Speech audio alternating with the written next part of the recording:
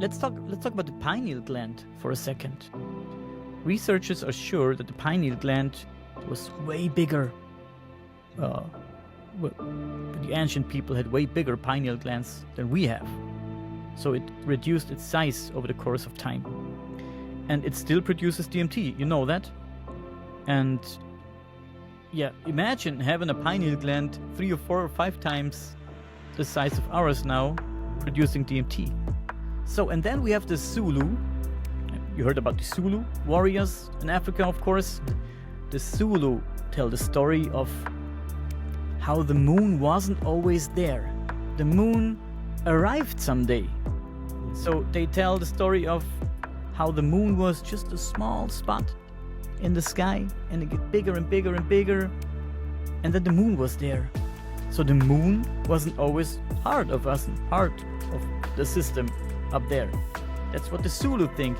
And the Zulu say that the moon was brought here by 2 brothers who stole the moon from the big dragon in the sky. And the brothers are reptilian-like. And they live inside the moon. They brought the moon here. They live inside the moon with other reptilian-like beings. They all live in the moon. Hello, everyone. Today we have another interview, this time with Daniel Beckman.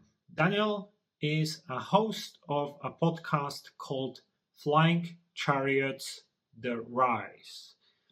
And you can check out his podcast on all different streaming platforms. You can check out also his YouTube channel, Flying Chariots: The Rise. Now, Daniel loves to explore paranormal and supernatural subjects. He actually had some of these experiences himself when he was younger. So, for example, when he was a teenager, he had a UFO experience, and he actually gonna share this in this conversation. Normally, he interviews people who had these types of experiences: ghosts, UFOs, Bigfoot, werewolves. He interviewed people such as Eric von Daniken, for example. And in this episode of True Theory Podcast, we are touching on many, many mysterious subjects. So, one of the topics we talk about is how specific mountains have unusual properties. They can work as amplifiers of energy, for example. We covered a couple of interesting paranormal encounters or experiences, a story of someone who actually used to see ghosts and things like that. Now, we talk about unusual underground tunnels that normally don't fit regular people, why they were built, for whom. Underground chambers that have these kind of amplifying properties. So people who would go inside these chambers, they could use them to amplify their psychic abilities, things like that. We talk about pyramids. What was the purpose of pyramids, the true purpose? What about building sacrifices in the past? Have you ever heard about anything like that? That there were beliefs that when you had new buildings raised, something had to be sacrificed to get local ghosts or gods, whatever, so they protect the building. It was actually a real practice in the past. So we basically cover a lot of very mysterious subjects, and this is what Daniel normally focuses on in his work. So I hope this is going to be interesting for you. And before we're going to start, I need to make an announcement. So again, if you know or maybe don't know, my company, True Theory, which has been around for over 13 years and created thousands of pieces of content, articles, videos, blogs, podcasts, etc., is currently having a lot of trouble, and our future is uncertain and we need your help. So I created this campaign where I actually show how I've been targeted by censorship, which largely influenced the situation we are in at the moment. And if you are someone who likes what I'm doing, who likes our content, loves free speech, please support the campaign. Check out what's going on at truetheory.com/support. Watch the video, see what's happening, share this with others, support it if you can, because I want to continue doing these interviews. I want to continue making free content. I have a lot of guests, a lot of ideas for different esoteric subjects I want to cover and teach about, but we need your help to keep moving forward. So check out truetheory.com/support. Share the campaign if you can. And also, if you like this podcast, please let me know in the comments. Give some rating on podcast streaming apps and like it, share it as well, because this always helps for others so they can discover it themselves as well. So, enough of me talking. Let's get into the interview. Ladies and gentlemen, this is Daniel Beckman.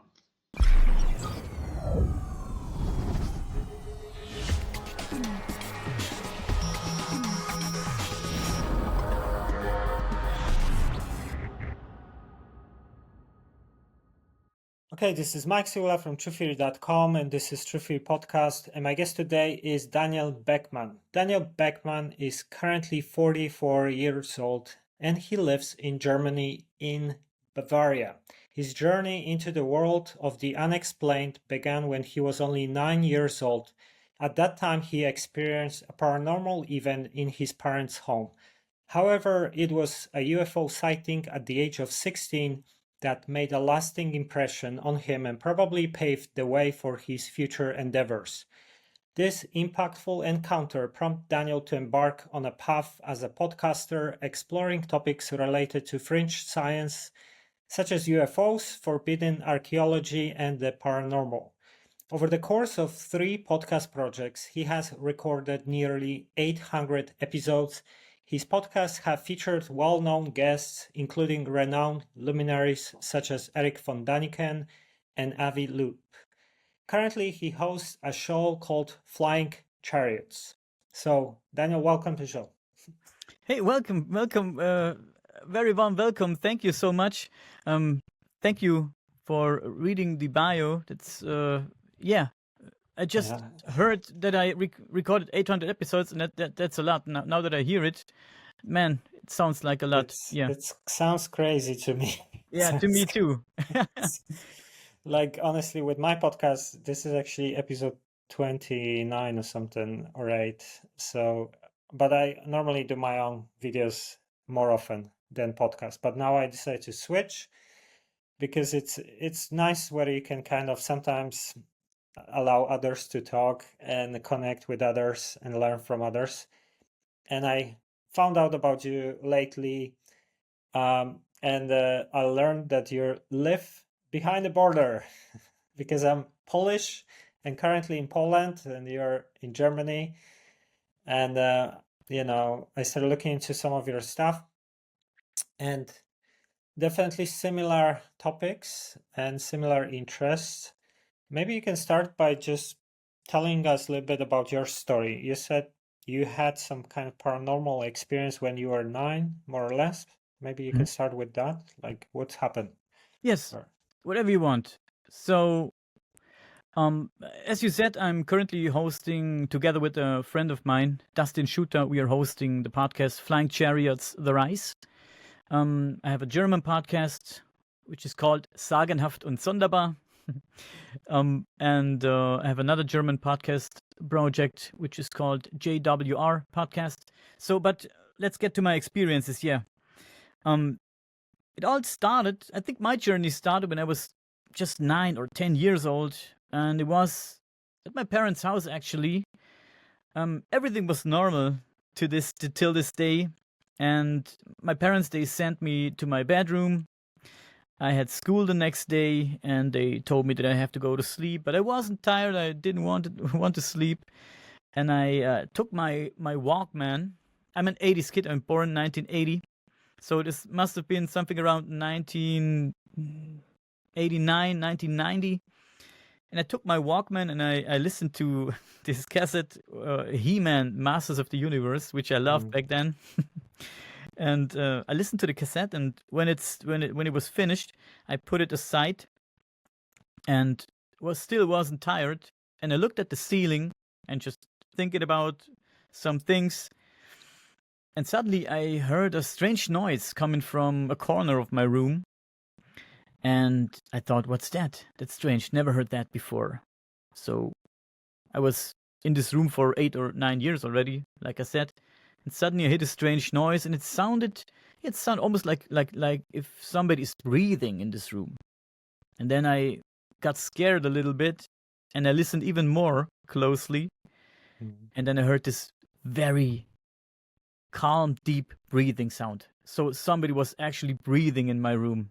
And I said, okay, that's strange. I was get really scared. I took my blanket, put it over my head, and lifted it up now and then and listened, and I still heard that breathing sound. I was sure somebody's sleeping in my room. It was a breathing sound, yeah, like I said, as if somebody's sleeping, very deep and peaceful sleeping. And I couldn't sleep because I was so scared. I didn't sleep for many hours that night. And I was too scared to get up and run away. I wanted to run away, wanted to run to the door and get to my parents, but I was too scared to get up because I thought if I get up, something will happen to me, something will grab me or something like that. I was just a child, man. So I waited until the next day, and I told my neighbor, a boy the same age as me. I told him what happened, and he just laughed at me, and he said I'm stupid and stuff like that. So it took me a while to tell my mother what happened. And when I told my mother what happened, she said something, yeah, that scared me even more. She said, "Oh, don't worry. This could be your grandmother. She died in this room, in this corner. Her bed was in this corner, and she died there peacefully in her sleep." And I was even more scared when I heard that. So this was my first encounter, maybe with the paranormal. So I'm not sure, but yeah, could be a paranormal encounter. What's strange is that I do not remember one night after that night in that room. My memory sets in again when I'm 13 or 14. So I remember nights when I was 13, 14, 15, but I do not remember a night after that night until I was 13 or 14. So I kind of lost my memory about the nights after that happening. So that's strange. Yeah, that was my first encounter. So you think, like before that, you remembered your nights or evenings? When I think about it, yes, I have memories about the nights before in the room. So like I said, I was a big fan of these cassettes, He-Man, Masters of the Universe, and there was more Flash Gordon, stuff like that. I listened to these cassettes every night, and I have memories sitting in my bed with my Walkman and listening to these cassettes. But after that night, I don't remember stuff like that, doing stuff in the night in this room. I can't tell you if I slept good in this room after that night or bad. I don't recall. I don't remember. But these types of things, like you said, that sometimes people hear ghosts, let's say, or in a physical, this is not uncommon. So it's very likely that this is accurate what you describe, because especially when your mom said about the corner and that she died there, and you heard her, because apparently ghosts are like people who passed away but might still not know that they passed away and did not transition into like the next incarnation or something like that. So some of these people kind of think they live still, and they might be doing their normal stuff, like they believe that they are still alive or something. I don't know. This is kind of what I understand about it. Yes, and I think there's different types of ghost apparitions and paranormal incidents. I think there's a few that plays like a movie over and over again. So we hear reports, people tell me about houses seeing the same ghost doing the same thing every night, maybe sometimes for weeks and months, and then it disappears, and then maybe there's a year of silence, and then it comes back. So the ghost apparition appears. It walks upstairs, goes left around the corner, and disappears. And he does that every night for weeks. Every night, it's the same movements, and doesn't react to anything that happens around it. And I think stuff like that plays like a movie. It's like a strange, like a ghostly memory or something like that. Yeah, it's always the same. And it's like it's trapped in this. I don't know.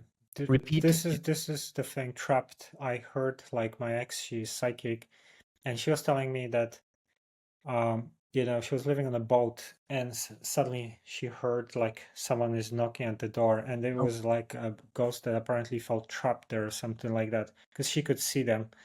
So this might be something like that. They kind of, maybe they're not fully conscious, and they feel like they just keep repeating, the same kind of life they had. Yes, yeah. Something. If you don't mind, I can tell you the story about an old lady. I think she was already in the 70s when we interviewed her. An old lady we interviewed a few years ago. If you don't mind, I can tell you the story, sure. because it's a very interesting story, and I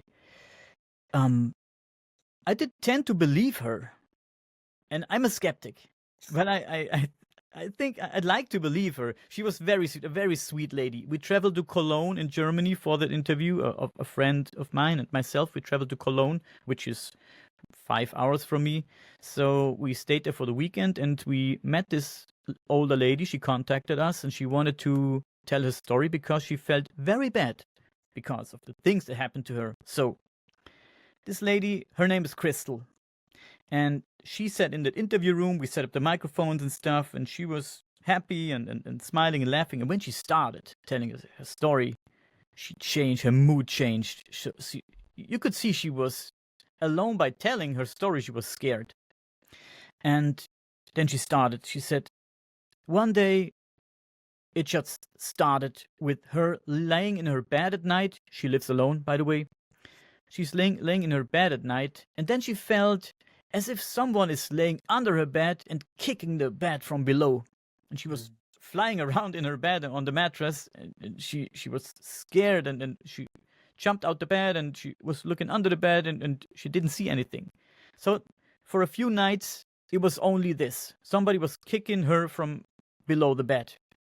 And then it started with ghost apparitions. And then she said she was laying in her bed, and she saw a woman and a child standing next to her bed. So, and they didn't speak.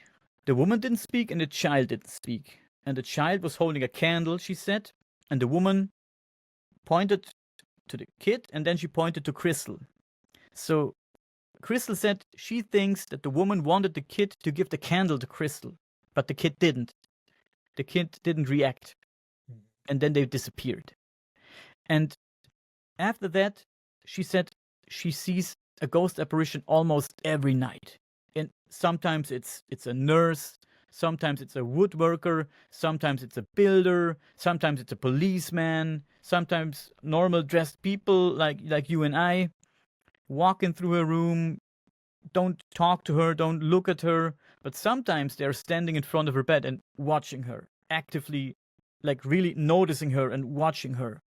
And then she got scared, and she called some kind of a ghost hunter team. We have thousands of that here in Germany. I'm guessing you too. So we have a lot of ghost hunter teams here. And she called such a ghost hunter team because she didn't know what to do anymore. And she said, guys, can you help me? And I don't know what to do. I want to get rid of this. I'm scared. I'm old. I just want to be left alone. I want my peace. And these guys, they set up cameras. And then she told us, when they set up cameras, they came back the next morning and they wanted to get their data from the cameras and from the microphones. And the camera was broken. They tried to turn it on, but it was broken. Camera didn't work anymore.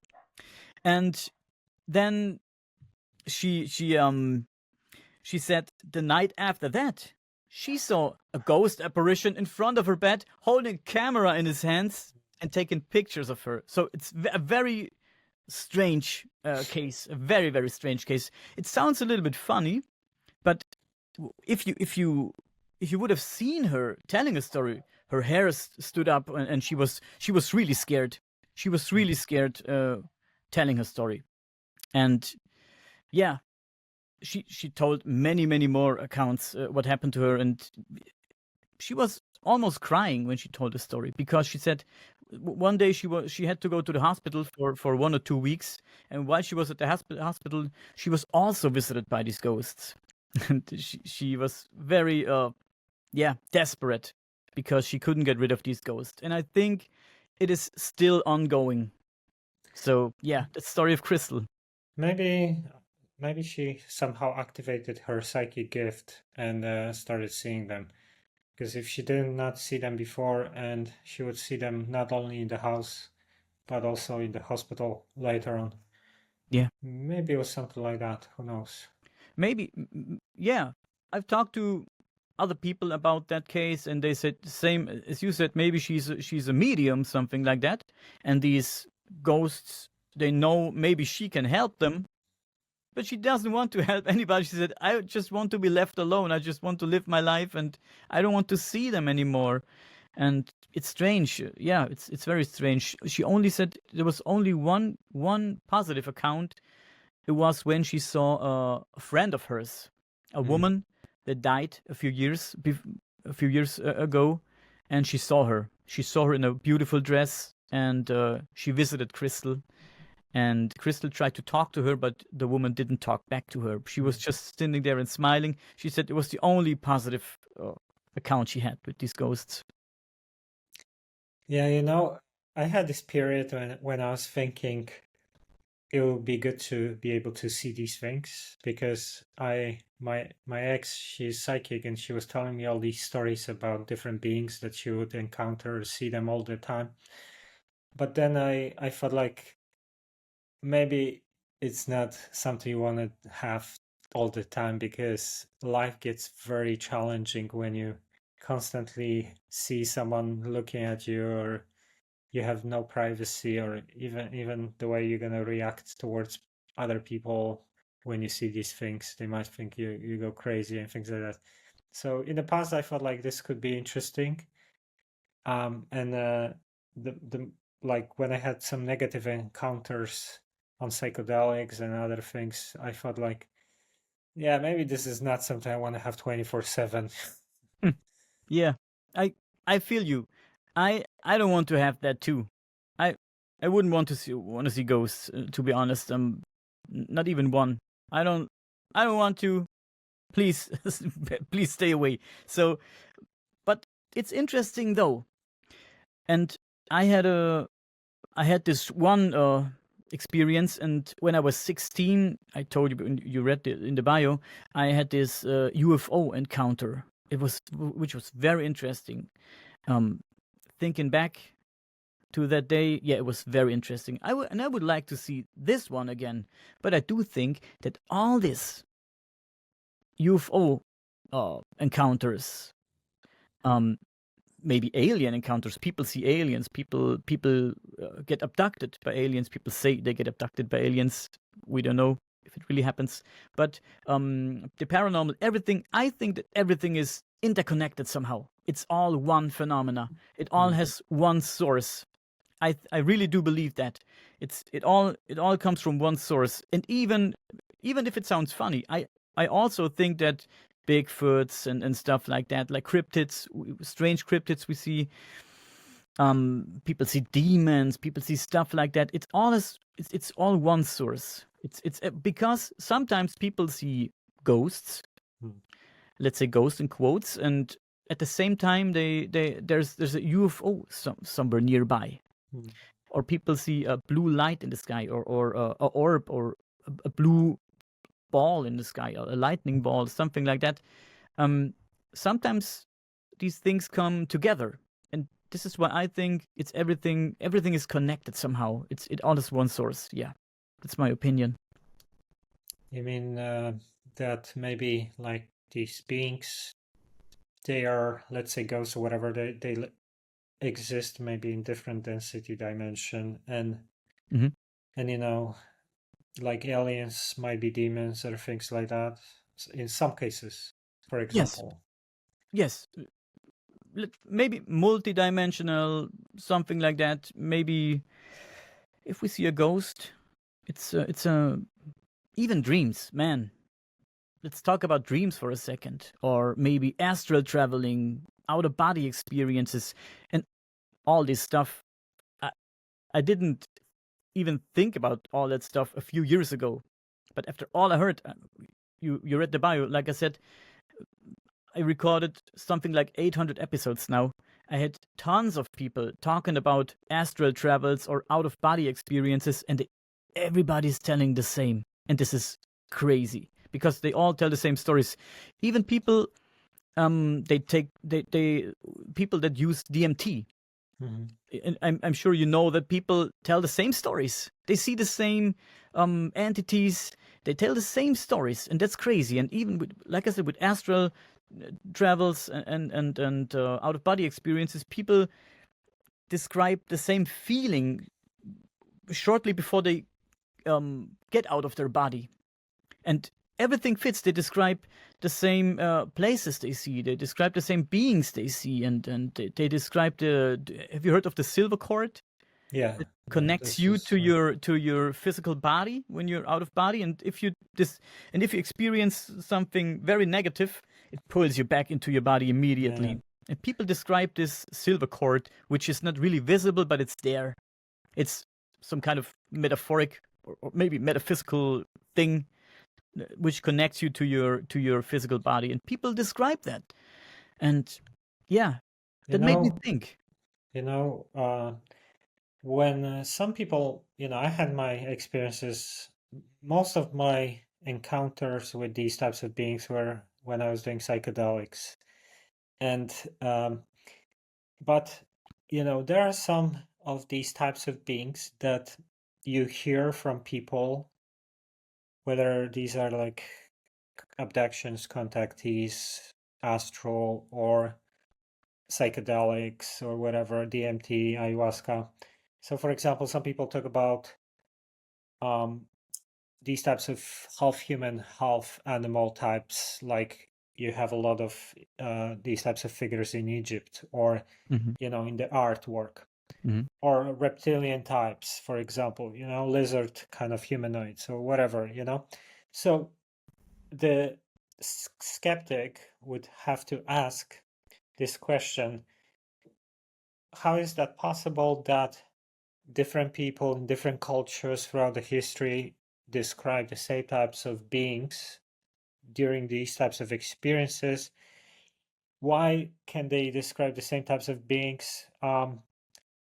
Because obviously, are they having the same types of hallucinations? Or, some people argue that there are these archetypes in collective unconscious, that if someone said one thing in the past, then a lot of people can pick it up and describe the same thing.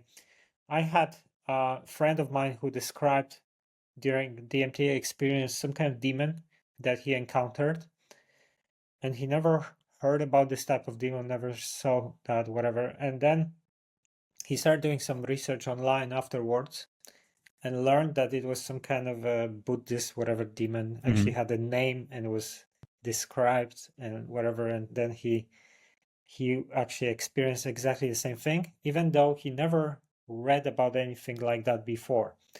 So there are a lot of very interesting things about this stuff that I think are very hard to debunk. When I share my experiences about psychedelics, I had encounters with beings. A lot of people laugh. We were just having hallucinations and that's it, right? But sometimes I had this encounter where, I was told what's gonna happen tomorrow or something like that, and then it happened, or something like that, which you cannot debunk. You cannot say that it was a hallucination. Yeah. If I would be warned about something. Mhm. So I think the mechanisms are very different. These are not just fairy tales. I think this is very real stuff. It's just that the mainstream science doesn't really have good model yet to kind of comprehend these types of things. Yeah, I think so too. And you talked about strange beings like reptilian beings. I'm not a big fan of the reptilian thing. Like I said, I'm a skeptic a little bit. I love to listen to all these stories and all these accounts, no matter how, in quotes, crazy they are. But reptilians, flat Earth, hollow Earth, man, it's a little bit hard to swallow for me. But let me say this: there are reports of tribes like the Dogon tribe. Have you heard of the Dogon? They Yeah. report of beings that came somewhere way back in time. They visited the Dogon, beings from outer space, and they looked like half humanoid, half amphibian-like. So, and then we have the Zulu. You heard about the Zulu warriors in Africa, of course. The Zulu tell the story of how the moon wasn't always there. The moon arrived someday. So they tell the story of how the moon was just a small spot in the sky and it get bigger and bigger and bigger. And then the moon was there. So the moon wasn't always part of us and part of the system up there. That's what the Zulu think. And the Zulu say that the moon was brought here by two brothers who stole the moon from the big dragon in the sky. And the brothers are Enki and reptilian-like. And they live inside the moon. They brought the moon here. They live inside the moon with other reptilian-like beings. They all live in the moon. They're reptilian-like brothers. They are also called the Water Brothers. So people like ancient tribes tell stories about reptilian-like beings or amphibian-like beings. Isn't that strange? So that makes us think, Yeah, it appears in artwork as well in different places. Yes. There's I interviewed, this girl called Gosha Dushak, and she is claiming to be in contact with extraterrestrials, and they go into a lot of details, but they claim that moon is basically used to be a spaceship which is hollow inside, and there is Andromedans, apparently the types of aliens, they like to use meteorites or these types of moons because they normally they don't occupy a planet. They kind of turn an asteroid into a spaceship or something like that. And they described that it was actually around Maldek. And Maldek was a planet, behind Mars, where now you have the asteroid belt. So there was a war there apparently, and they moved the moon and things like that, and they talk about the flood, which the Noah story and all this stuff, which apparently was like coming from Maldek after the explosions and things like that. It's interesting, but a lot of these stories fit with different myths and these types of things. The more you look into it, the more is interesting mysteries about it, because I think that the science, mainstream archaeology is just a bunch of half truths. They're constantly debunking how all this civilization, and then someone comes up with the new discovery. Oh, sorry, it's not 6,000 years old now, it's 13,000 and whatever. It's like so this is I think it's important for people to have an open mind about these things, because they might sound crazy, these types of stories, but the more you look into everything like you and me, the more appealing evidence is. And yeah. You know what's crazy?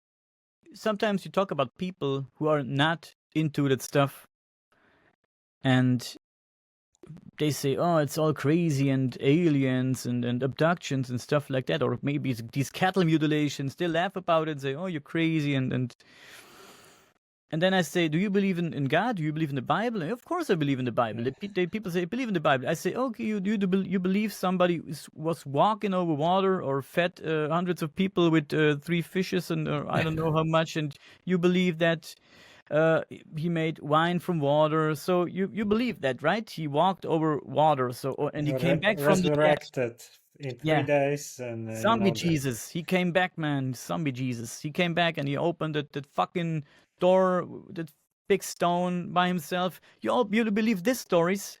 I don't want to belittle the Bible and the stories and people that believe in that. Everybody can believe in whatever he wants. I do not. I'm not a believer. I'm not a Christian. I'm not a believer because there's too many flaws to all these stories, you know. And Dustin, my partner from the podcast, he always says, take all these awesome stories in the Bible because they are awesome. It's an awesome book to read and have fun with because the stories are crazy, man. But he said, take the Bible and change everything that happens in there with aliens. Put aliens in there and everything makes sense. You know? Yeah, so this is a very, very valid point you just said, because it's exactly like you say, people have no problems with being religious and believing things that don't make much sense at all. But they laugh when you talk about aliens or these types of things. And actually, I actually posted an article on my website on Truth Theory one time, which was based on some kind of research and a survey in the US where they said that there's like 40% of Americans that think that the earth is less than 10,000 years old. According to the Bible, it's whatever, 6,000 something.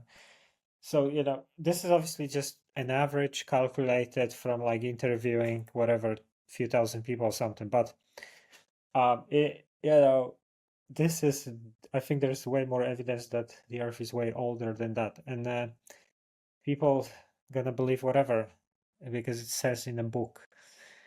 And they're gonna ridicule you when you talk about reptilian beings or some other things like that. Yes. So this is kind of funny, really. I mean, everything we know and we read in the history books, everything has changed over the course of time. Starting with dinosaurs. I have a very old dinosaur book behind me in my bookshelf, and I had it when I was just a young boy, 5, 6, 7 years old. I already had this book behind me about dinosaurs. Man, awesome pictures in there, like hand-painted dinosaur pictures, stuff like that. They look crazy, look awesome, and we all do remember Jurassic Park and all these awesome movies with dinosaurs. And then someday somebody came and said, no, man, they had feathers. And then everything changed. Everything we knew about dinosaurs changed. We had to rewrite history books and school books because everything changed. In fact, we don't know shit about our past, to be honest. So I do think that, and a lot more people think that there could have been many civilizations before us. Many civilizations. And we forgot about them. And maybe they destroyed themselves, or maybe they got destroyed, or maybe they just died out for some reason and left nothing behind. I mean, it sounds strange, leaving nothing behind, but let's say every human dies tomorrow, and let's say 1 million years pass, what will be left? I think there's nothing much left. Nothing much. I mean, 1 million years, I think 1 million years will destroy everything.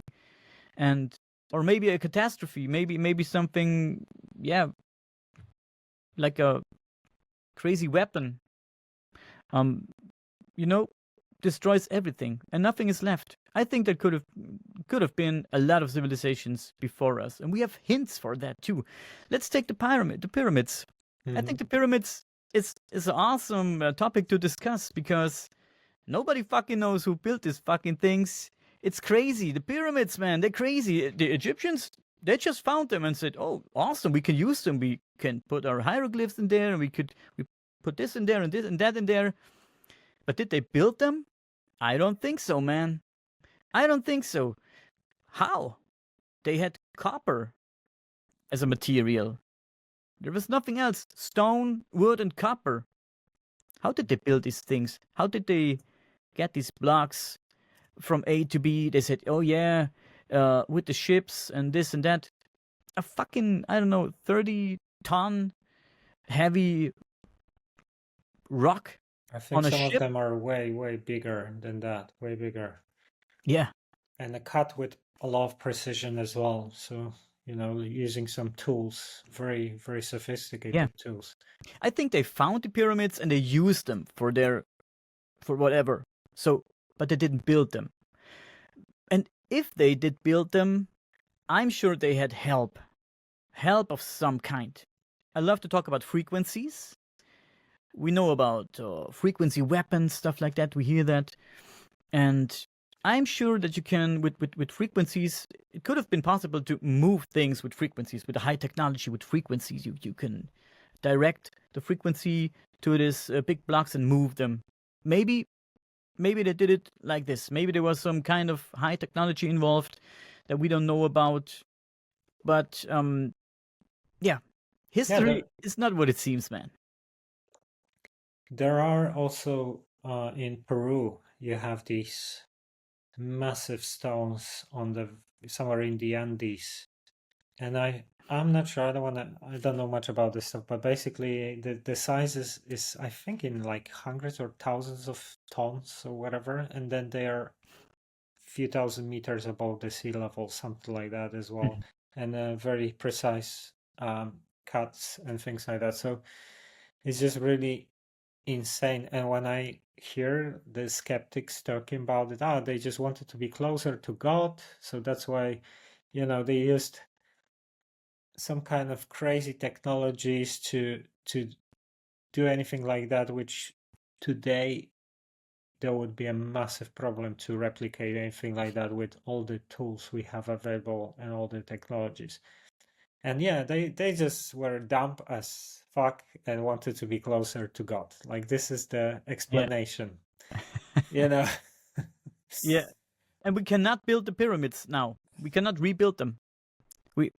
There's no way to, try to build the same pyramid as we have already. Try to rebuild it. We can't. Yeah, and also the pyramids have a lot of it's like, I think it's the size is pi, right? When you go from the top to the bottom, it has a lot of these mathematical formulas and things like that. So someone purposely had a very advanced knowledge as well. And I heard about Sphinx being actually way older, because they look at the sea level, the left, it leaves the marks how the sea used to be, or the water level. So they calculated that maybe it's like 30,000 years old or something, not like few thousand years old as official story goes. Yeah.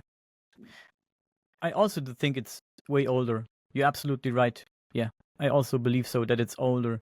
We have to really do more and more research on our history, because, like I said, history is not what it seems. Of course, science is working with what it's got. So we have this, we have to believe this, because we don't have anything else. And so I think history will be rewritten someday. Like, really, really rewritten. There will be a lot of changes in the future. I'm sure about that.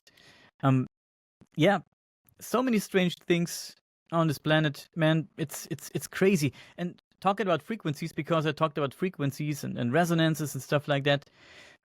I have a friend in Austria.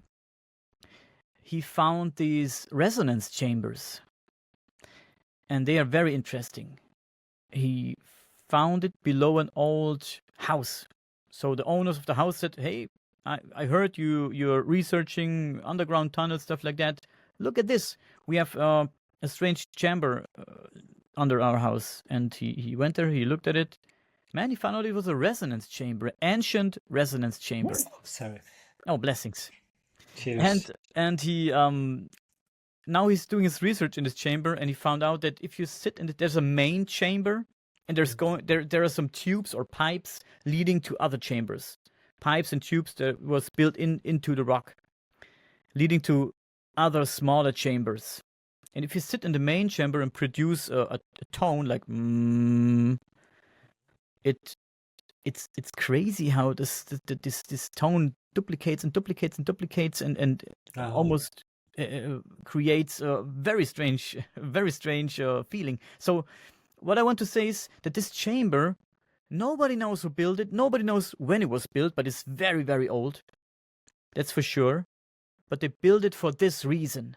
They built it to produce resonances and frequencies. So if you sit in this chamber, produce certain notes or tones, you can put yourself in a very strange mood. And I think they used it to meditate, or maybe even, let's go crazy, man. Maybe even leave the body and teleport or I don't know, shit like that.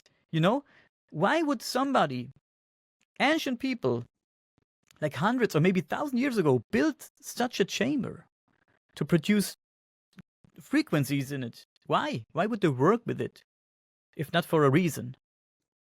Yeah, I heard one theory that pyramids in Giza, they were actually used that because once you're inside the pyramid, apparently there is some kind of energy vortex happening, whatever. Many people now who went there, who are a little bit psychic or try to meditate or something, they said straight away they get activated way more than everywhere else. So these places have definitely some properties that enhance maybe out-of-body experiences, maybe your psychic abilities, whatever.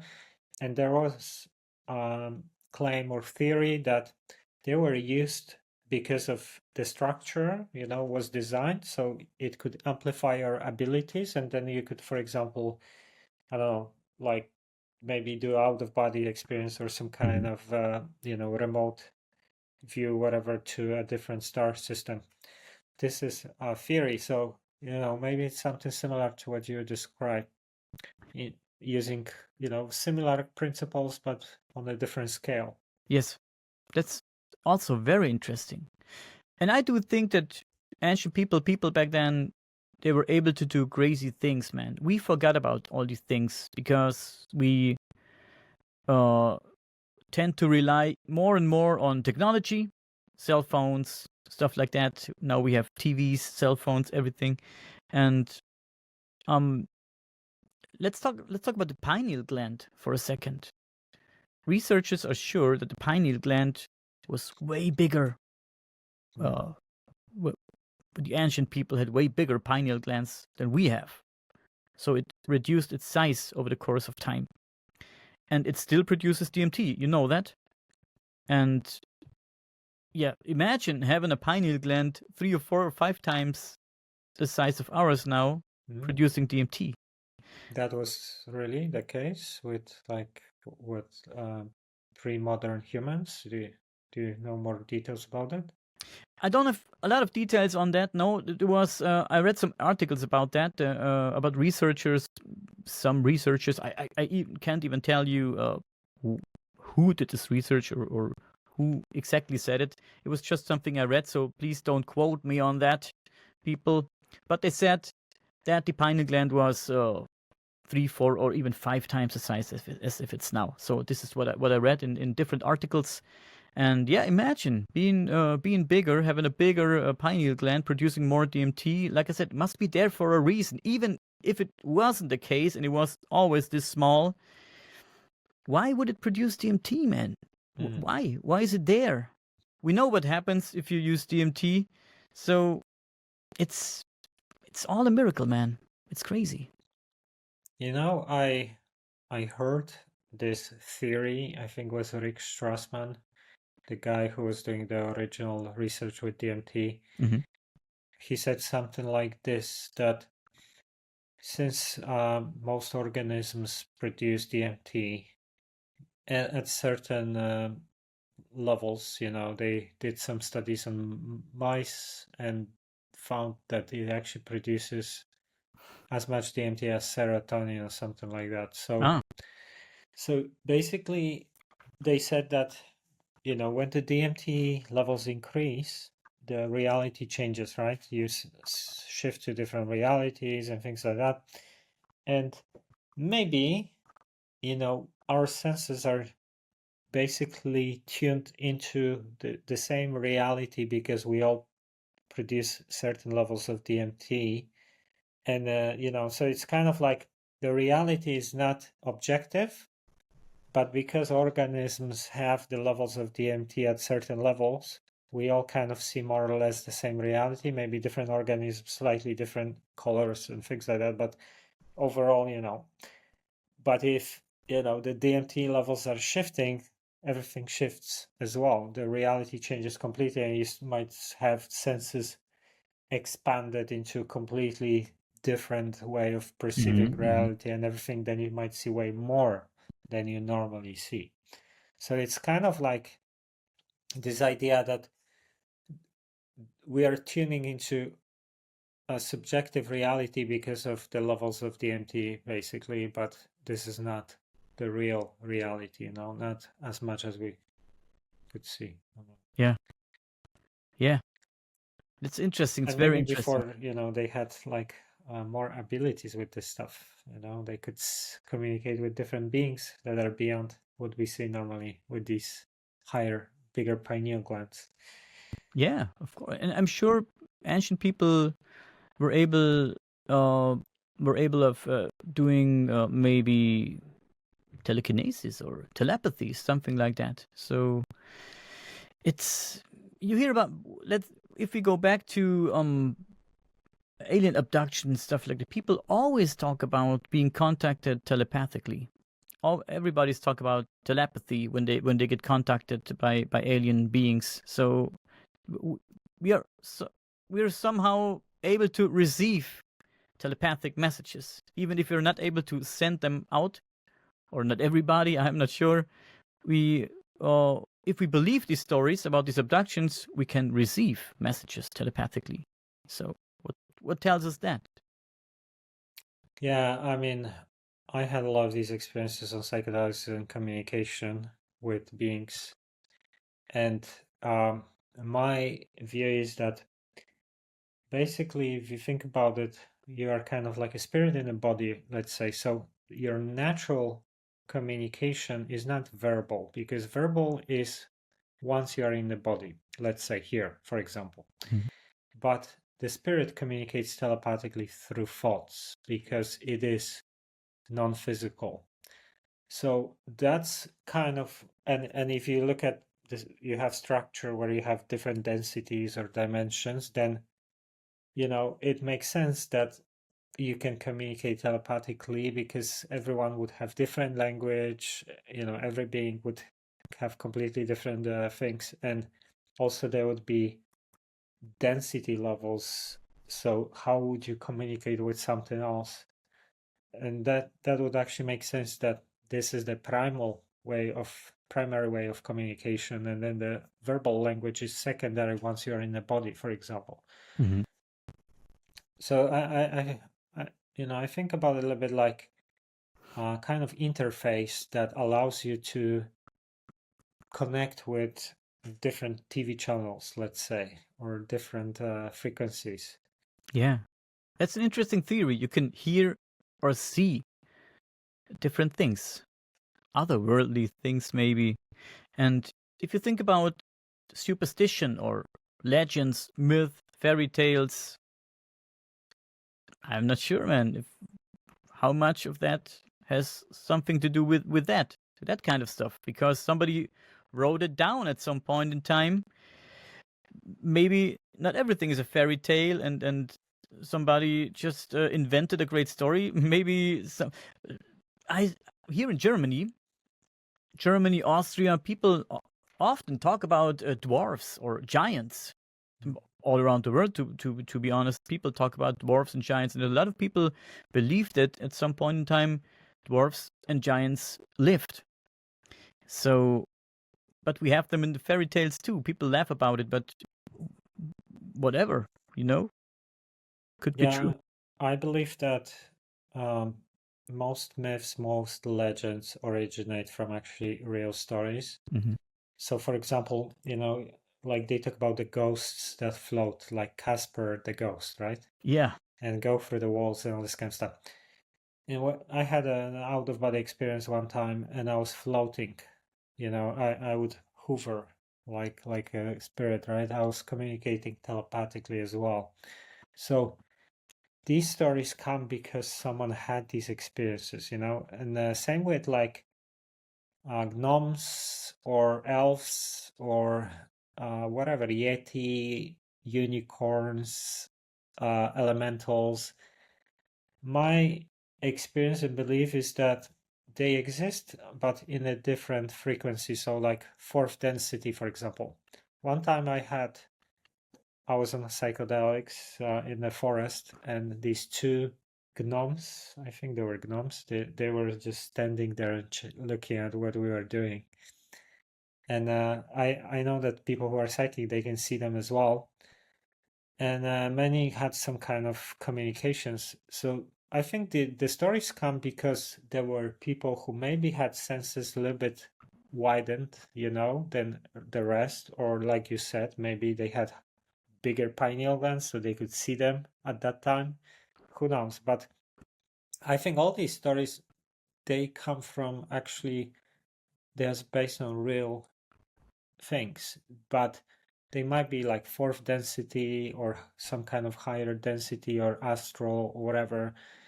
The more I look into it, because the more I discovered that these myths are real based on my own experiences, then I started thinking about, what about the vampires? Are the stories of vampires also based on something real? What do you think? Did you ever investigate that? Not really, to be honest. I mean, I know a little bit. So there's stories about vampires. People who were accused of being vampires, I sure you know these stories. When they died, they buried them and they put very big stones on their head so they can't come back, or they were buried face down so that they would dig deeper and deeper instead of coming back up again. Or sometimes they put coins in their mouth or maybe impaled them through the mouth or through the heart. You know these stories. But do I believe that vampire stories? Man, that's it. I think it originated from something else than resurrected people that drank blood. I think in Germany we call them Wiedergänger. I'm not sure about if there's a word for it in English. So Wiedergänger would be people that come back. And yeah, they were not drinking blood in the original stories. I think they just came back, and they didn't kill in the original stories that you hear from people from Romania, where these stories come from. They say, yeah, they just came back and they tortured people. They were knocking on the doors, knocking on the windows, but they didn't kill them. They just tortured them psychically. Maybe they just made them scared. So I'm not sure what to think about. It's crazy. It's the same with these with voodoo and stuff, and people that come back in the voodoo culture, when they say people come back as zombies and stuff like that. People, I'm not sure if there's something to the vampire story, man. I really don't know, man. I love superstitions, and I think every superstition has a little bit of truth to it, because people have rituals. People who are very superstitious, they have rituals. So, do you know that here in Germany we don't walk under a ladder? If you have a ladder on the wall, you don't walk under it. No. No? Or a black cat from the left to the right is bad juju, means bad juju, and stuff like that. So we don't do certain things. We are modern people, but we still believe in stuff like that. We don't walk under ladders. We don't cross a way with a cat going from left to right. We don't peek through keyholes. It's also bad. Peeking at midnight through keyholes and stuff like that, you know. And people did very strange things. If you don't mind, I can tell you a story about superstitions. Some time ago I interviewed a fascinating man who opened up a museum dedicated to superstitions. And he shared with me the concept of building sacrifices. Have you heard of building sacrifices before?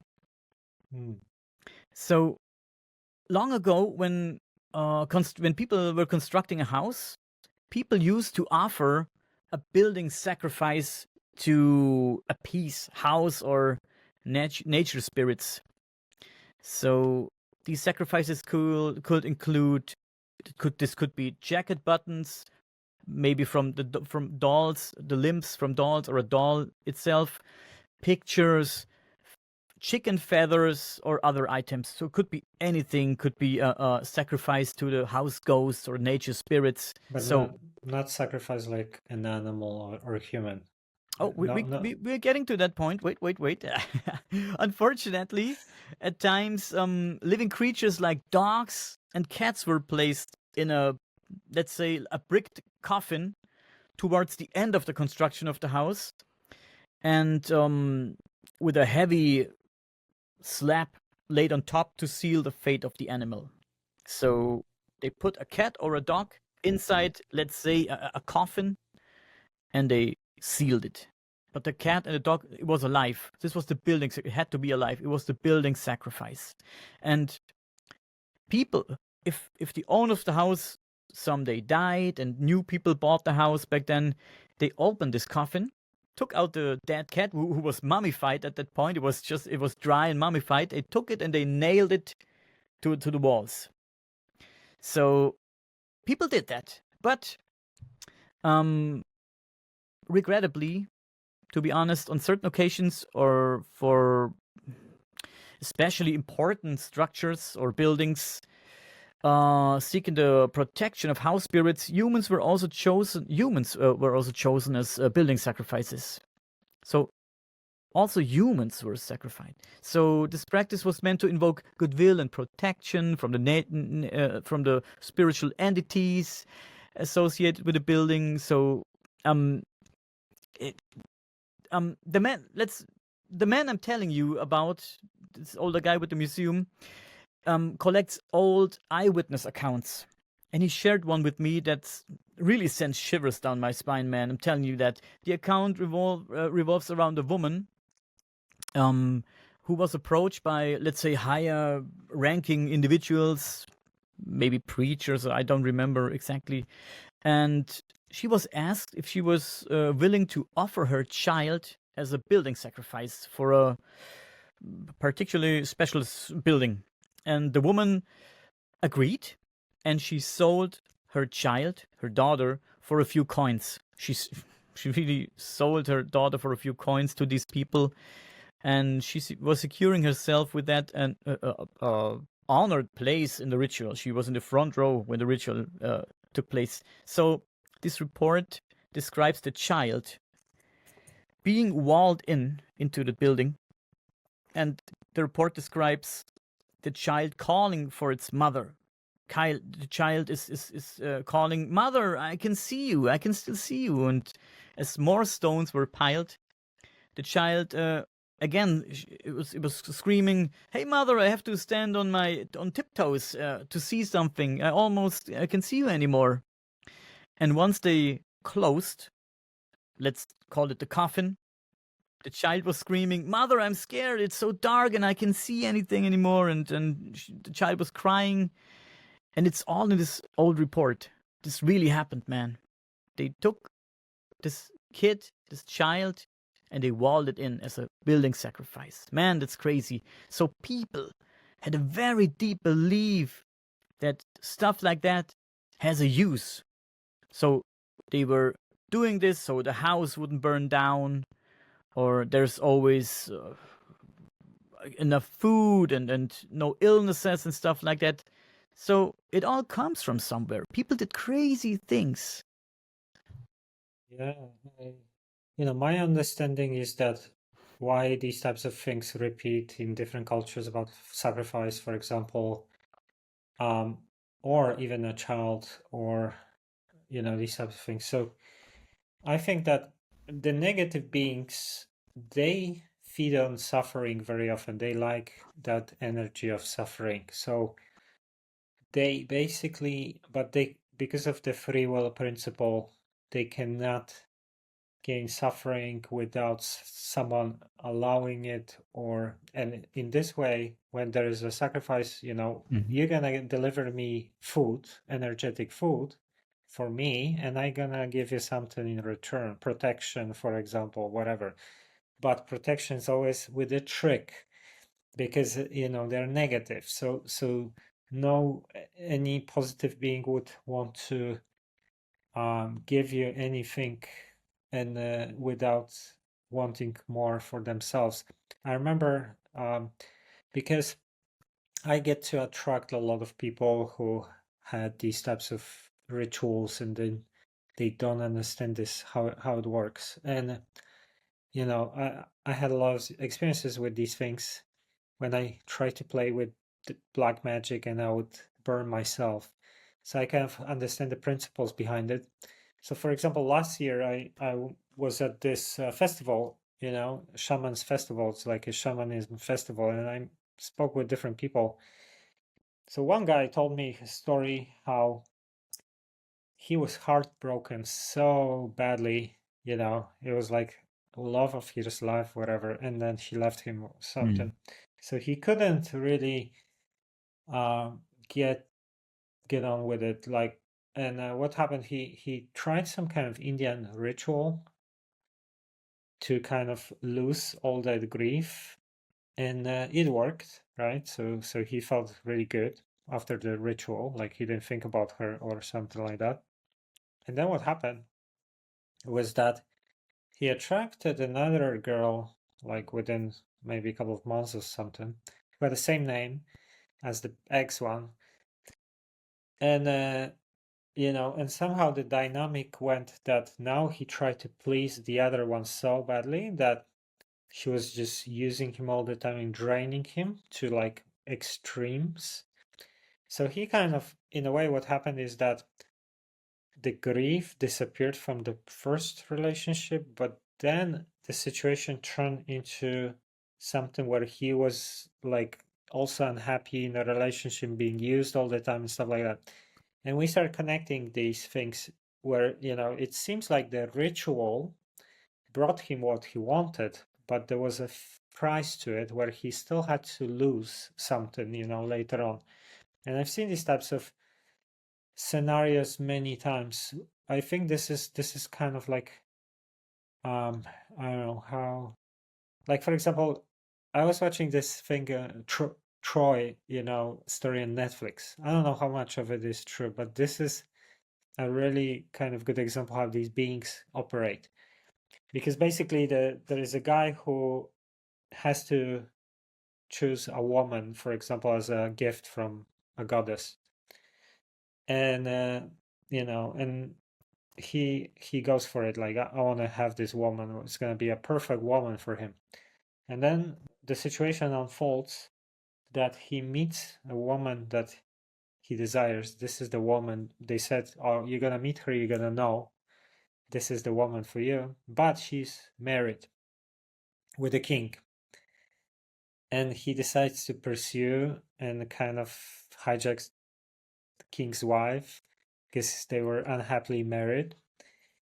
And then this starts a war, between. So here's the trick. Like, you're going to get the most beautiful woman you want, but actually these beings now, design the situation so they can feed off this, what's happening after as a result, which means war, and they very often operate in these kind of tricky ways to get more suffering from the situation for themselves. And this is kind of how I see it.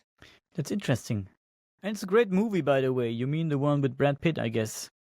I mean, I was talking actually about the series on Netflix, but I don't really know if this is based on anything real or any myths. But I know how these kind of tricks work. Yeah. The Yeah. sacrifices or rituals or things like that. You get what you wanted, but it's not exactly as you wanted, and typically you end up way worse. Yeah. And there's always someone behind who's feeding from it, from the bad energy. We were talking to Jack Chavez on our podcast Flying Chariots: The Rise, and he was talking about astral parasites. I found that very interesting what he said. Mhm. So in a nutshell, he was talking about bad entities feeding off negative energy. But I do think maybe these entities, wherever they are in some kind of astral realm, I don't know where they live, if they even exist, I don't think they differentiate between good and bad energy. They're just looking for a strong energy. They just want to feed on strong energy. They need strong energy, and they don't care if this is good or bad energy. And I do think that bad energy is the stronger energy. So they don't know what good and bad is. Maybe they just want the energy, and the stronger is, the better. I think that, and people, please don't throw shit on me now. But I think that bad energy. I think that hate is a much more stronger energy than love. I mean, love is strong.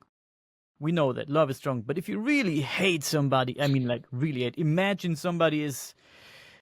I don't want to say it here.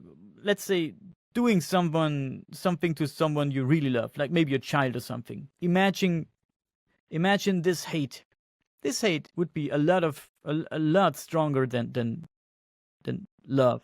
I'm sure. And so this is why they are going after negative, in quotes, energy. They're just looking for a strong energy, and they try to create this strong energy. So maybe they have no sense of good and bad, these entities. They just want strong energy. They just want the most energy they can get. So, yeah. I notice, I mean, because I had these experiences, I don't know if you know much about it, but basically, like on psychedelics, sometimes what might happen is that you can jump through the higher self into a different lifetime and experience that from the perspective of the body in that moment. And I was doing that where I would be on the higher densities, and from that level, the higher, the more you are an energy type.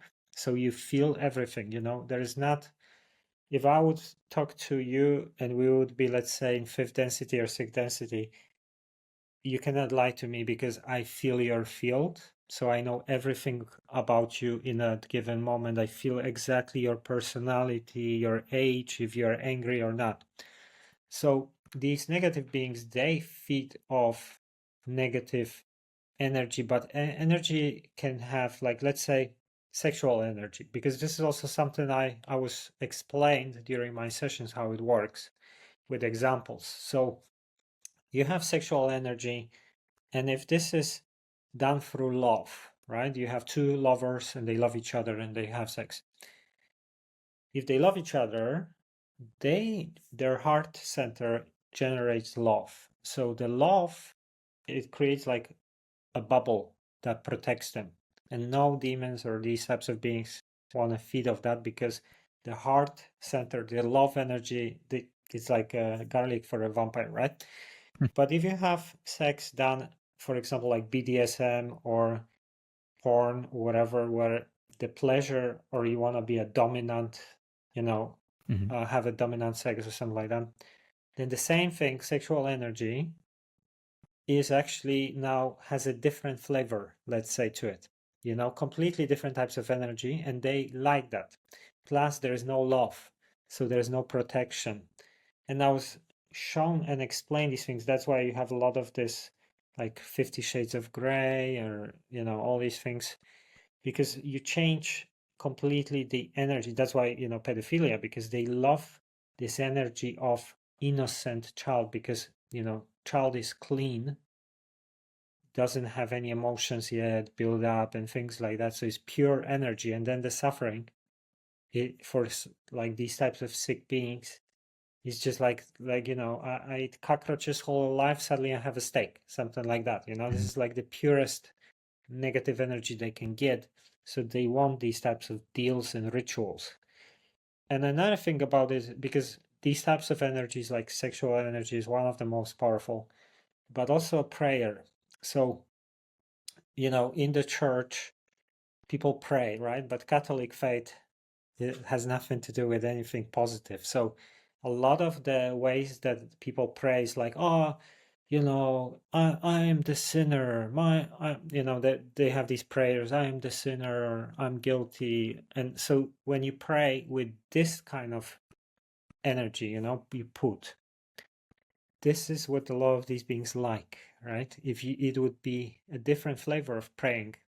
And also, like you see some churches, they have these ceilings that look like antennas, right? Yeah, I know what you want to say. Yeah. And this is exactly what I think is happening. Like, with Catholic, for example, the types of prayer that people generate, because it has this negative aspect, is actually being sucked through this stuff. Yes, it's sent out. Harvested.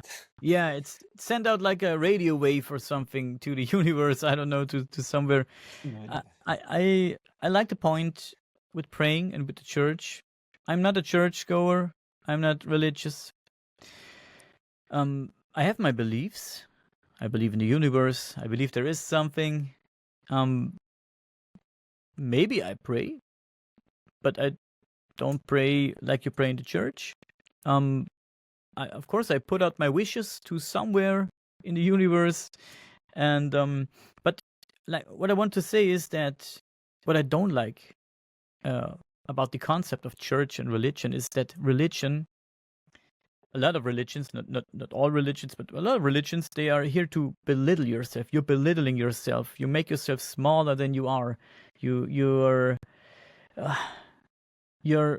making yourself a slave to some bigger and higher power, and you're always small compared to this higher power. But you don't. Everybody is his own boss. It's his or her own boss. We are our own boss. Yeah. We're big, we're strong, we can do anything we want. We don't need to belittle ourselves and sit in church and say, "Oh, like you said, I'm a sinner, and I bow down before you and I kneel down for you." No. You don't have to go on your knees for nobody, man. You're strong, you're powerful. Everybody is strong and powerful. Everybody is some kind of God. I don't like the word, to be honest. No. But what I do like about the church is, I was in church a few times in my life, like when I married, or when I, in my youth, when I was young, I had to go to church. I never liked church. I never liked what he said, but these stories always making people very small. I already thought about that when I was a child. I thought everything is making us small, making us look small. We are small compared to the one he's talking about here. So, but what I did like was the process of praying.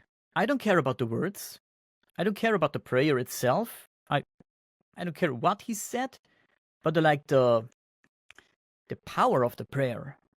So if 100 people would read the phone book at the same time, that would also be cool, and you could also feel some kind of power. If everybody doing and saying the same thing at the same time, it creates some kind of force, some kind of power. And I like what you said with the church having a pointy roof, like an antenna.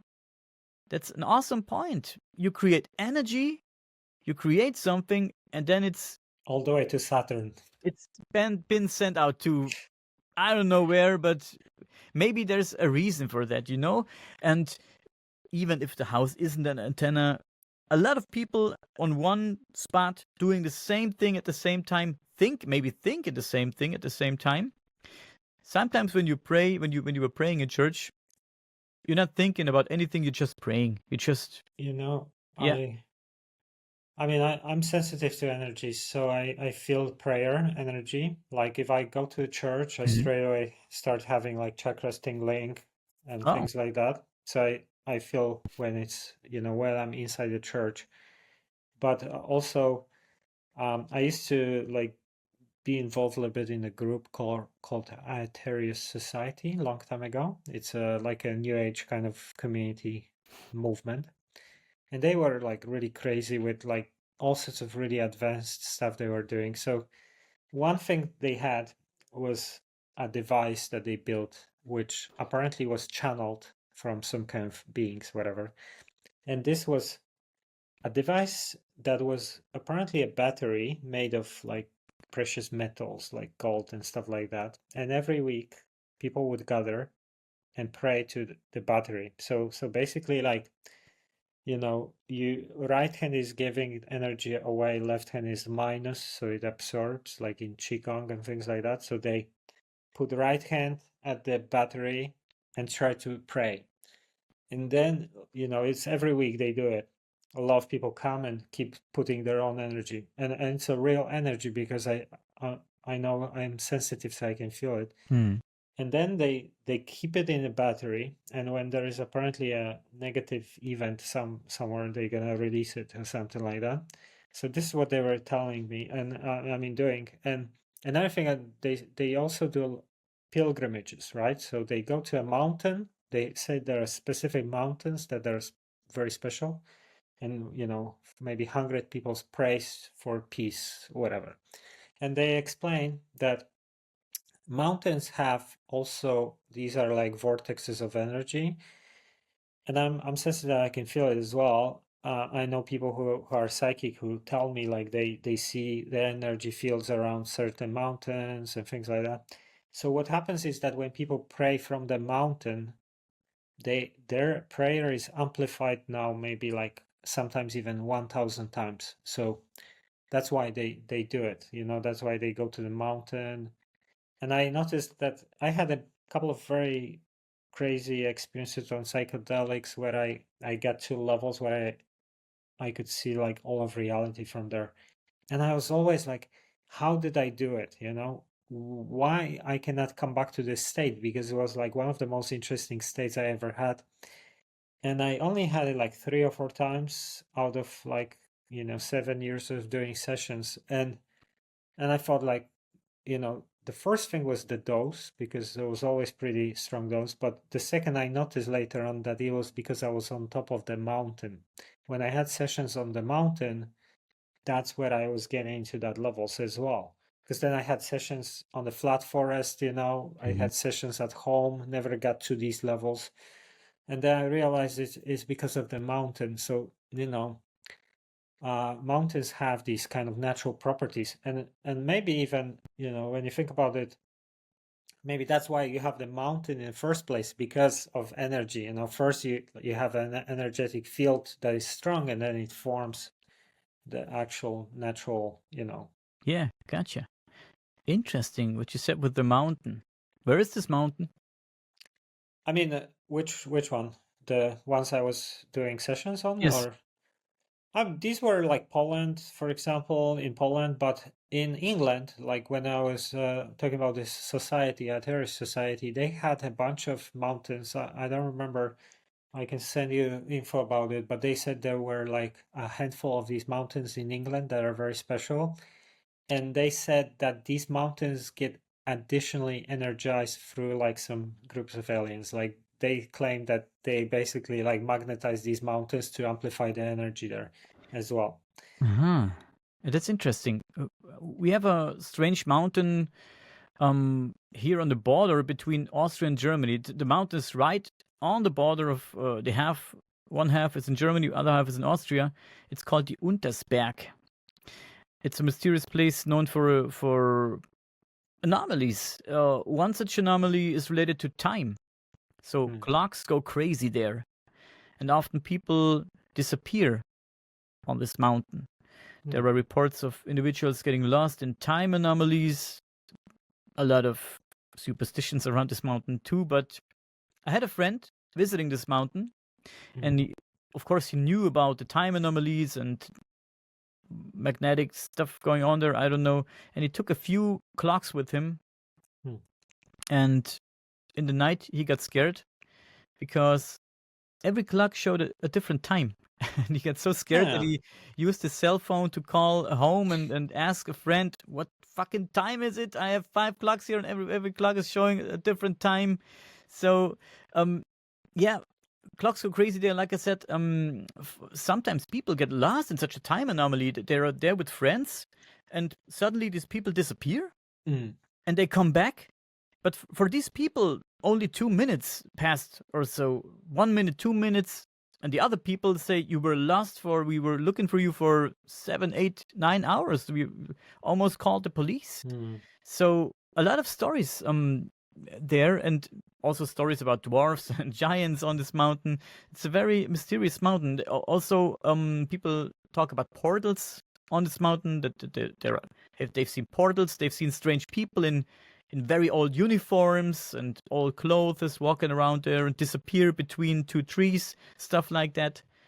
I do believe that there are mountains all over the world with, where stuff like that can happen. So this is why I liked your story about the mountain so much. Very interesting, man. Yeah, I mean, if you even look at like the stories about immortal yogis who meditate in Himalayas, or the ones like this, the autobiography of Yogi, they talk about the guy who was like mentally creating things with the mind, because it's kind of, mountains are like these energy portals, like so they amplify everything you do by maybe whatever 100 times or something. So your psychic abilities, your consciousness has like an extra energetic field suddenly that amplifies your own abilities. Yeah, I forgot what I wanted to add to it about the mountains, but anyway, maybe gonna come up later on. No worries. Yeah, it's very interesting. Mountains are very interesting.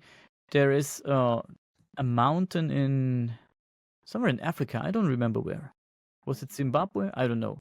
It's called Mount Nyangami. And it's similar to the mountain that I just told you about. Also, time anomalies, people see strange things, and like entities, like dwarfs, like animals that behave strangely, walk on 2 legs and stuff like that. So, yeah. Again, a mountain. Again, it is again a mountain, yeah. I know what I wanted to add, actually. So, there is this really incredible book about Genghis Khan.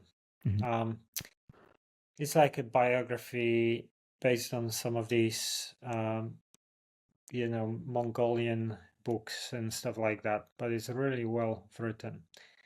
And like the story of Genghis Khan, who was, one of the most ruthless kind of military leaders in history. Like, we're talking about the worst of the worst, probably. Like they say there is a Khan gene because he, I don't want to say the word, but he I know. thousands of women and stuff like that. So the story, how he started this whole journey of becoming, a conqueror, and starting wars, which lasted whatever 40 years plus. He was still fighting till he was 60 something. Starts from a situation where his like future wife, I think was girlfriend or something, got kidnapped by a different tribe, and he was still young, like he wasn't even 20 or something. And they had this holy mountain there in that region, that was like the most famous holy mountain, and he escaped to that mountain, and he spent whatever 6 days or 7 days there praying. And he was I might like maybe some of these details are a little bit different, but this is what I remember from the story. So basically his wife got kidnapped, or future wife. He didn't know what to do. He went to the holy mountain, prayed for a few days, and then he got the answer to, he was thinking, should I go and try to rescue her or not? And he decided to rescue her with another warrior. And from that decision and the moment of the mountain, the prayers and that he decided to do it, it starts this whole process of conquering everything, like for the next 40 years. So he rescued her with the other guy, and then they both start like becoming better and better warriors and plundering all these things. And then they actually become the leaders in those regions. Both of these guys, coincidence, like they used to be allies, and then they become enemies. Mm-hmm. And they both become like very powerful. And then like he conquered whatever, like I don't remember, like half of Asia or something, and Africa or whatever. I don't remember the details, but basically when he's already old and he's like super tired of battles and wars, there is some city, like they sent some guys to like talk to the sultan of the city to like surrender, whatever, I don't know. And he killed the the guys, and he got pissed off. He's like, oh come on, I'm gonna have to now like take over the city again and kill the sultan and stuff like that. And he didn't want to do it because he was so tired of doing that all the time. So he did it, captured the sultan, and the sultan's name was the same name as the name of the mountain that started this whole journey. And now because he knew this is like some bad omen, that his whole conquering of everything started from this mountain, and now this is like the last guy I'm gonna kill, and he is, the same name. So before he killed him, he asked to change his name. No, okay. Problem sorted. Problem solved, yeah. Didn't change much, but it's pretty funny, pretty crazy, like the symbolism of that. And I think it has something to do with like this whole journey, because he had a lot of these symbolic kind of stories, like very interesting. Like when he was born, actually, the legend says that he held a blood cloth from his mother's womb. So he kind of like teared a bit of his mother's womb. Already like, a symbol of someone who just rules by, taking off blood and everything. I don't know. Anyway. Oh, interesting. That's an interesting story, man. Very interesting. But you know what? What also very interesting is we talked about the mountains. I don't know about underground structures over there in Poland where you at. Do you have underground structures, strange underground structures, like strange tunnel systems, stuff like that? I mean, there are some theories about it, but like in Krakow apparently, but in my city, but I honestly don't know much about it, if this is anything really documented or just some kind of speculations. Okay. We have a lot here in Germany. Also, Austria has a lot underground tunnels, very old, ancient underground tunnels where nobody knows who made them. That's very strange. And it's also very mystical, I think. Has something to it. In Germany, we call them Erdställe. Ancient tunnel systems, mysterious origin, nobody knows, like I said, who built them. Often these passages down below are so narrow that a person can barely fit through. So it makes no sense. it seems to defy any practical use or purpose, such as defense against enemies or maybe as a storage facility, something like that. It makes no sense, but they are there. They're very long underground tunnels, and you almost can't crawl through. So why are they there? Who made them, and why are they made? So they are artificially built. So somebody really built them. They have no natural origin. So somebody built them. That's for sure. So what's But- your speculation? Why they are designed this way, that maybe some tiny person could use them or something? Maybe tiny. Here we are. Here we go again. The dwarves. So there are stories about dwarves, of course. Stories about dwarves, tiny people. Yeah.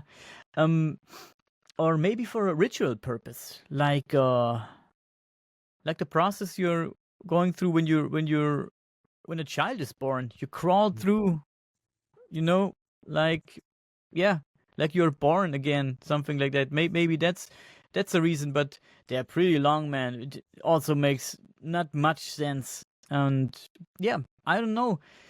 Underground, at some point in time, a lot of people around the world went underground and made these underground structures, like in Peru, for example. Or do you know the story about these lizard people in Los Angeles? Have you heard of these underground tunnels? I heard that they were saying that there might be reptilians Yeah. under Los Angeles or something. I don't think they were reptilians. They were just called lizard people by the Hopi Indians, by the way. The Hopi Indians tell the story. So there was this guy, his name was G. Warren Shuffled, and he claims to discover underground tunnels in Los Angeles in 1934, and he used something that was called a radio X-ray, whatever the fuck it was. I don't know, man. He believes in a legendary Spanish gold treasure beneath Fort Moore or Fort Moore Hill, inspired by a Hopi Indian who was named Little Chief Greenleaf. So he told him the story about a Spanish gold treasure in these tunnels. So, and he told the story about the lizard people that lived inside these tunnels, or lives inside these tunnels. And the lizard people are described as highly advanced human species that built underground cities, I think 5,000 years ago on the West Coast. So really big underground cities. And yeah, the cities were large, man. 1,000 people each in each city, and had advanced technology, including machines that could melt rock, and stories about that, stuff like that. So the lizard people are called lizard people. This is what I heard, because they praise lizards, and they as a symbol for long life and a healthy life. So they weren't like reptilians or something like that. They just praised and prayed to the lizards, and they built the cities. That's what they say. The underground city is built in the form of a lizard, of a giant lizard.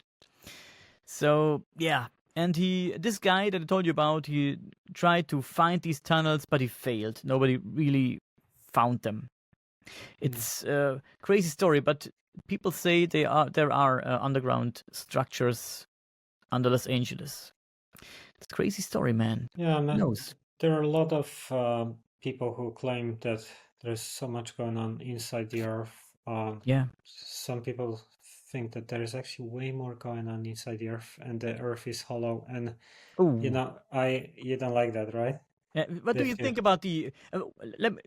Sorry to interrupt you. When I speak about the hollow Earth, I'm talking about stuff like that I just told you about. Another very short example. There's a woman, a German woman, who lives in Peru, I think. Her name is Gundula Schulze Eldawi. He married a man from Peru, I think. And they found information about a gigantic underground tunnel system in Peru. Like a gigantic one. Very, very big. You could drive a truck through these tunnels. So big. They are so big. That big. And there are also people about stories about people that lived inside these tunnels. They were, back then, ancient people called them the underground people. They lived in a big city, a big underground city. They said they were blonde, had blonde hair and blue eyes and pale skin, white pale skin. And sometimes people from up there visited these people, and the underground people, they didn't like the people from the upper earth, and sometimes they spit on the floor and told them to leave. Yeah, stories like that. But these tunnels really exist, and now and then people find an entrance to these tunnels, and then the government comes, the police comes, and they close these entrances like really fast. They don't want people to go in there and do research and stuff like that. So, but these tunnels really exist. There are pictures of these tunnels, and these tunnels really do exist. So, like I said, when I talk about the hollow Earth theory, I'm talking about stuff like that, like tunnel systems. I'm not talking about this esoteric concept of the hollow Earth, where there is a sun inside the hollow Earth and waterfalls and stuff like that. I'm not really talking about that kind of stuff. I really don't. Yeah, But like the idea. I actually interviewed one guy a couple of months ago.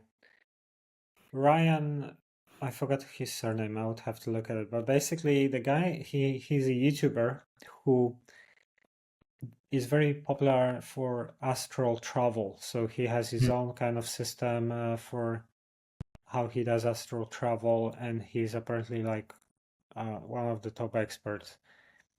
And he said that he visited center of the Earth in astral body, wanted to see what's going on. Then he said there were structures like pyramids and other things there, mountains, like massive mountains and things like that. And I know apparently there is a text, ancient text, that describes Agartha and these types of things, like some cities in the Hollow Earth. So who knows, then the people like Corey Good who are talking about this stuff as well. So, apparently this is interesting. I don't know. It is interesting. We interviewed someone on my German channel who believes he is the incarnation of a guy that lived inside the hollow Earth. That itself is already too esoteric for me, to be honest. But the story, I like to listen to these stories. I do not believe the multi-metal theory, but I really do like listening to the stories. I really do not believe him, to be honest. I don't believe his story. And he told the craziest story about how Inner Earth looks and how you get inside the Inner Earth. And you can only get into Inner Earth when you're clean and clear, and your mind is this and your mind is that. So it's a metaphorical process getting into Inner Earth, It's not, there's an entrance, I'm going in there. So it's a metaphorical process. You have to go through some kind of portal to get into Inner Earth, but you can only pass this portal when you're ready inside your mind and everything like that. So yeah, maybe why not? But I really do not believe in stuff like that. I don't know, man. It's too far away from my thought patterns, man. I'm too much of a nuts and bolts guy, with the same with the UFOs. I like the idea that UFOs and aliens could be multidimensional beings, and ghosts, and like I said before, ghosts and everything. Everything is one source, like I said. I do like this concept, but I also think that not all are like that. I also think that there are planets where these guys live, and they come with their ships, like we drive with our car to next town.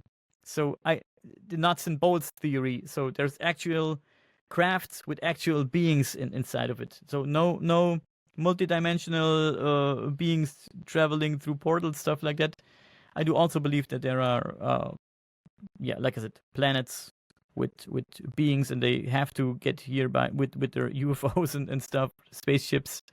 I do believe that, because the one I saw when I was 16 was triangle shaped, a triangle with a light in the middle, and it moved like crazy, like man, it was so fast. I've never seen something like that before in my life. And how far was it from you? So, phew, I was 16 back then, so it's a long time ago. I'm 44 years now. I was with two friends, and we sat in the grass. We were sleeping in a tent that night, or we tried to sleep in a tent that night.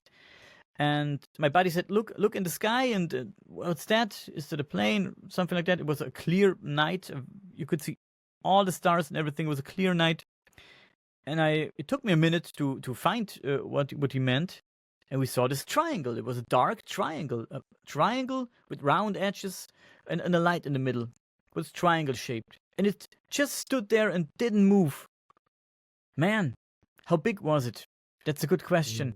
It was big enough to notice, like really notice a light in the middle and notice that it has round edges.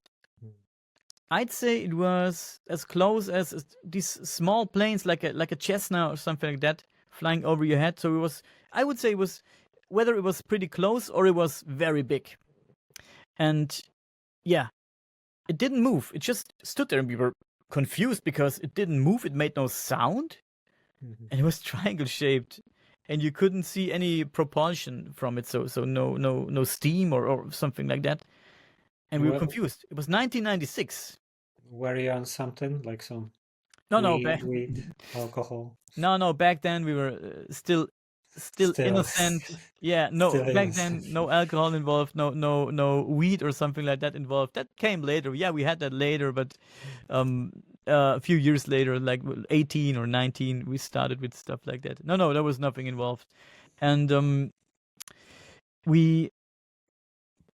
suddenly this thing moved, and it moved from right to left, I think, but so fast. It was crazy. It stood there and suddenly was from right to left, and I was like, what the fuck did I just witness? And we were looking at each other, and all the three of us, we were so confused. And then I made another movement from left to right, and then in a zigzag shape, and then we ran away. We ran inside the house, we closed the doors and the windows and everything, and we didn't even look outside the window anymore. We were so scared of what we just saw. 1996, I had no cell phone at the time. Did we even had cell phones? I had my first cell phone, I think, 99 or 2000. There was no cell phone, no internet on the cell phone, stuff like that. So the old cell phones. There was no internet.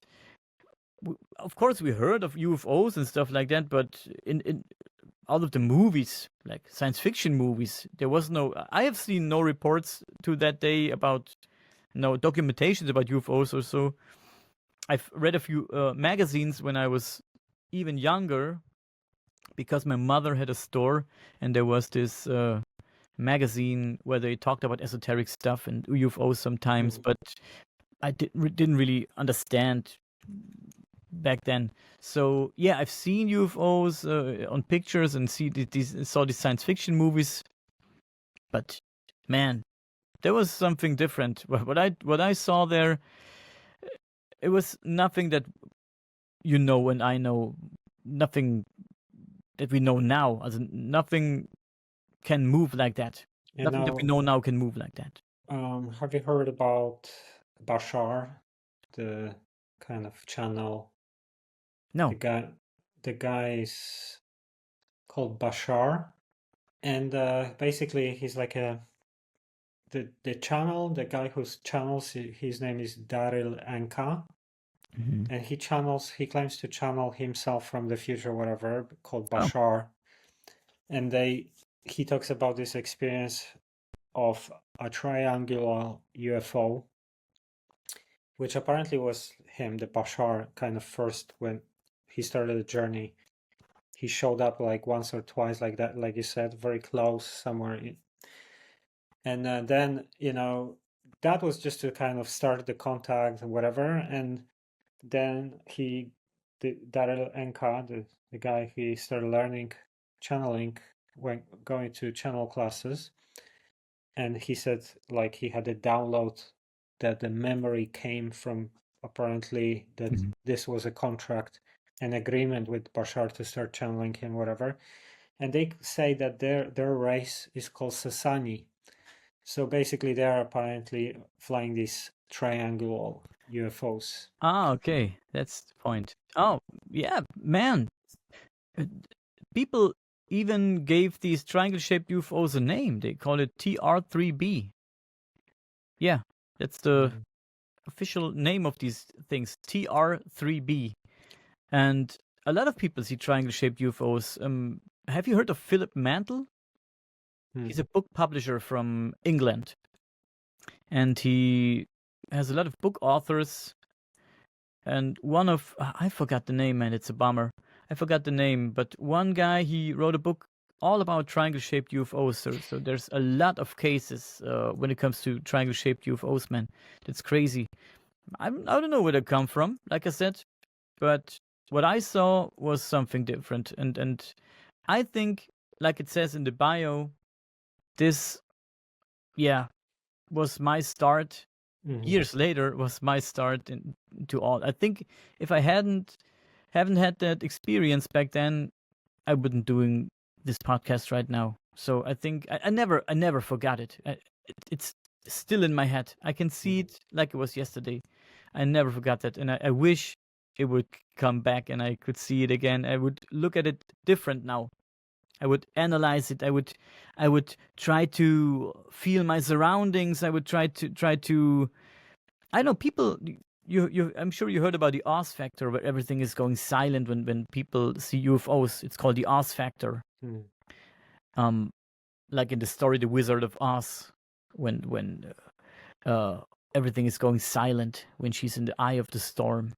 So, and sometimes people experience UFO sightings and something like that, strange phenomena, and everything is going dead silent. You don't hear a cricket, you don't hear a bird, you don't hear a dog bark, you hear anything anymore. And I would try to take care if I experience something like that. So, or time, or maybe missing time phenomena that people experience when they see a UFO. Maybe sometimes people see a UFO and suddenly there are 4 hours passed. So that's strange. Yeah, I would try to look for signs like that. I really wish it would come back. Yeah, I know. I mean, when you had these really life-changing paranormal experiences, and now you think about, I would like to understand more when it was happening. I would like to analyze it in more details. This is how I feel about, like, for example, this state that I was talking about earlier, which I had a couple of times on the mountain, because it's just such a mind-blowing. This state was that I want to understand and remember as much as I possible to kind of comprehend it, and try to like understand how reality works from that level. Basically, this was like I got into a level where I could see everything on Earth simultaneously, and I could see everything as a reflection of myself. Why certain things not work in my life, like relationships, why someone is addicted to something. I could see it all at the same time. I could see why there are wars, why, and it's just like you see it for 5 seconds and it's just mind blowing because you suddenly shifted from being cell in the body to becoming a whole body. You are a unit and you became everything. So, and at that time, I could see how like the timeline version of reality that I'm in on Earth is actually linked to me.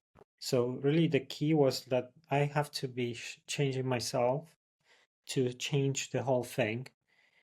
And I was still being guided during that day. I was getting a lot of downloads about information, what's going on, how it works, and things like that. But I remember always very little from this state. Once you are there, you see, and it's like, wow, this is it. This is like what I wanted to know and see. But once you are back here, you only remember tiny bits. And yeah, it's just like I wanted to come back to that state because I had so many questions about it, like how the fuck this I can be here in the body and I can be there everything and I can understand and see everything from that level. And and it's all related to me, and it's very difficult to comprehend because obviously it's a completely different state of consciousness to like what people are used to. But like you could compare it, let's say, to something like let's say you're an ant all your life and suddenly you become a human for a moment and you come Oh, back to being an ant again. So you are like such a different level of consciousness that you are becoming everything on earth, let's say, all in the same moment. aren't you afraid that you like this state more than the one you're currently in? So I think about when people tell me about, for example, astral travels or out of body experiences, they describe it so wonderful. The place is so wonderful, and the colors are so vibrant, and the colors are better than here, and everything is better as it is here. And this is such a nice place, and I say, what happens if somebody decides to stay there? Are these the people that fall asleep at night and you find them dead in the morning in their bed? So how can you know that that this is safe? Maybe the astral travel or out of body experience is safe. Maybe people get trapped there or like it better there, stay there, cut their own silver cord and stay there, and in the morning the wife or the husband finds you dead in your bed, and you just decided to stay at this better place. The same with your experiences, I guess. You describe it so wonderful, and man, I know everything, and I'm so big in this moment, and this and that. It sounds like it's better. I mean, it's like the mind blowing is not a word because you see it for a few seconds and everything changes about the way you see everything, the reality consciousness, yourself and everything.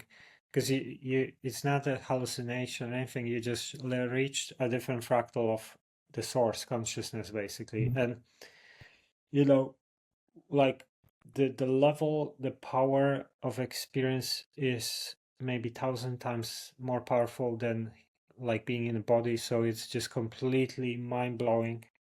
But it's also, you see how it's connected with the body and everything else. So you kind of see everything from a higher level, and this is real because you can see a higher version of reality, where your senses are way more expanded. But for me, the thing is, once you experience something like that, which changes everything, like for me, these experiences changed my whole life. I started looking at everything differently, understanding consciousness differently, understanding reality differently, understanding myself and everything else. And they stayed with me. I have every week that I think about them, and some of them happened like years ago, and every week I try to comprehend them.